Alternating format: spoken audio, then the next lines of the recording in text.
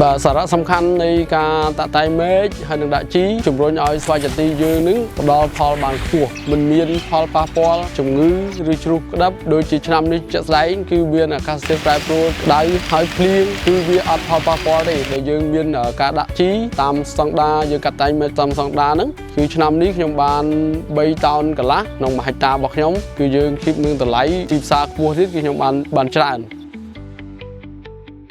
តើតើនឹងដំណាំស្វាយចន្ទីដើម្បីយើងឲ្យបានទិន្នផលច្រើនហើយមានគុណភាពទីមួយយើងចាប់ផ្ដើមតាក់តែងមេឃដើម្បីឲ្យវា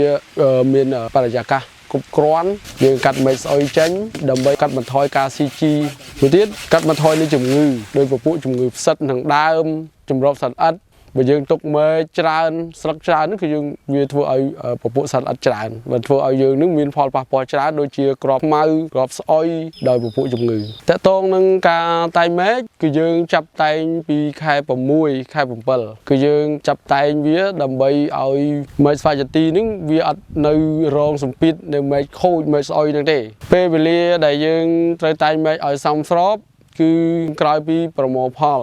គឺយើងចាប់ផ្ដើមតាក់តែងមេឃដើម្បីឲ្យចន្ទីរបស់យើងមានពេលវេលាក្នុងការលូតលាស់បែកមែកថ្មីដើម្បីឲ្យមានសុខភាពដើម្បីជំរុញឲ្យវាមានត្រួយថ្មីការបញ្ចេញផ្កានិងផ្លែបានច្រើនចំពោះមេឃដែលយើង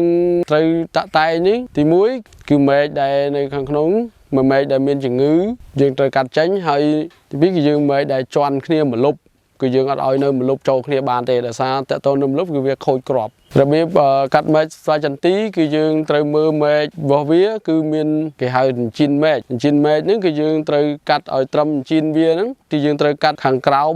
20% ដើម្បីជៀសវាងការកាត់ពីលើទម្លាក់ទៅវាមិនប្រេះបែកនៅពេលដែលយើងកាត់គៀកហ្នឹងគឺវាងាយស្រួលក្នុងការដុសឆាប់លុបចិត្តវិញហើយតកតនឹងប្រេះបែកបើយើងកាត់វែងទៅប្រេះបែកវាធ្វើឲ្យពពួកសត្វល្អិតដូចជាពងមូលតែវាពងនៅប្រេះបែកហ្នឹងធ្វើឲ្យចម្របសត្វល្អិតវានៅក្នុងហ្នឹងធ្វើឲ្យប៉ះពាល់ដល់ដំណាំរបស់យើងបន្ទាប់ពីកាត់មេឃហើយគឺយើងត្រូវលាបកបោកសិកម្មឬថ្នាំជំងឺគេហៅថ្នាំផ្សិតដើម្បីឲ្យវាឆាប់ដុះសម្បកចិត្តដើម្បីកុំឲ្យវាឆ្លងជំងឺឬក៏ពពួកផ្សិតឬក៏ទឹកភ្លៀងជំងឺទឹកភ្លៀងដែលវាឆ្លងជំងឺដល់ដើមធ្វើឲ្យវាឆាប់រងការខូចដើមរបស់វាបន្ទាប់ពីយើងកាត់តែមេឃហើយគឺយើងដាក់ជីការដាក់ជីគឺយើងមានរបៀបនៃដាក់ស្វាយឆ្នាំទី3ទី4ឡើងទៅគឺយើងដាក់4អណ្ដៅបើយើងចាប់ពីទី7ទី8ដល់រហូតដល់10ឆ្នាំគឺយើងដាក់6ទៅ8អណ្ដៅហើយការដាក់ខ្លះទៅគាត់កាប់អណ្ដៅខ្លះគាត់ជាចង្អូគឡងទី1គឺយើងដឹងថាស្វាយចន្ទីច្បាស់ជាឬវាមិននៅក្នុងក្បែរដើមទេយើងដាក់នៅចុងមេឃគឺយើងត្រូវឈានពីចុងមេឃចូលមកក្នុងកន្លះម៉ែត្រឬក៏1ម៉ែត្រដើម្បីយើងដាក់ជីហើយរបៀបនៃការដាក់ជីកាប់អណ្ដៅគឺយើងកាប់មួយផ្លែចបវាស្មើនឹងមួយតាក់ហើយយើងដាក់ជម្រៅខាងក្រោមបើយើងដាក់ជ្រៅជាងហ្នឹងគោឬចន្ទីវាអត់មួយទៅក្រោមទេមួយដែលទៅក្រោមមានឫសរជាងគឺឫសធំគេហៅឫសរជាងអាហ្នឹងគឺសម្រាប់បន្ទប់ខ្លួននៅខាងក្រោមចំណែកឫសស៊ីជីគឺនៅខាងលើឬស្បៃតូចទេពេលដែលយើងកាប់ជម្រៅនេះយើងឃើញថាឫសឆ្មាវានេះហ៎បាទឫសឆ្មានេះឬហ្នឹងដែលជាឫសស៊ីជីវាមិនមែនជាឫសធំទេតាមលក្ខណៈបច្ចេកទេសដើម្បីឲ្យចន្ទីបានផលល្អយើងត្រូវចាប់ដើមពីការតាក់តែងមេឃបន្ទាប់មកទៀតត្រូវដាក់ជីបំពន់ដើមនិងស្លឹកនៅខែ6និងខែ7លើកទី1និងដាក់ជីលើកទី2នៅក្នុងខែ9និងខែ10ប្រសិនបើកសិករអនុវត្តបានត្រឹមត្រូវតាមលក្ខខណ្ឌបច្ចេកទេសដូចខាងលើចន្ទីនឹងឲ្យក្តាប់ច្រើនគឺបានផលច្រើន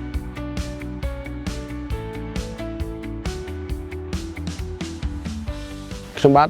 សូមថ្លែងអំណរគុណដល់រាជរដ្ឋាភិបាលដែលលោកបានគិតគូរដល់សហគមន៍កសិកម្មជាពិសេស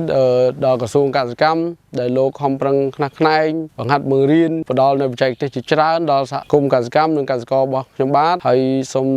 ថ្លែងអំណរគុណដល់មន្ទីរកសិកម្មខេត្តហើយជាពិសេសកម្មវិធី Aspire AT លោកបានប្រឹងប្រែងខ្នះខ្នែងផ្ដល់បច្ចេកទេសបានឲ្យខ្ញុំទៅរៀនសូត្រពីតំបន់ខេត្តនានាផ្សេងដើម្បីយកមកបង្រៀនសមាជិកសហគមន៍របស់ខ្ញុំនៅបច្ចេកទេសថ្មីនៅបទពិសោធន៍ថ្មីដើម្បីឲ្យយើងគ្រប់គ្រងស្វាយចន្ទីបានជោគជ័យបានចូលរួមពង្រឹងស្មារតីកសិករបានធ្វើជំនួញស្វាយចន្ទីហាលសម្ងួតទាំង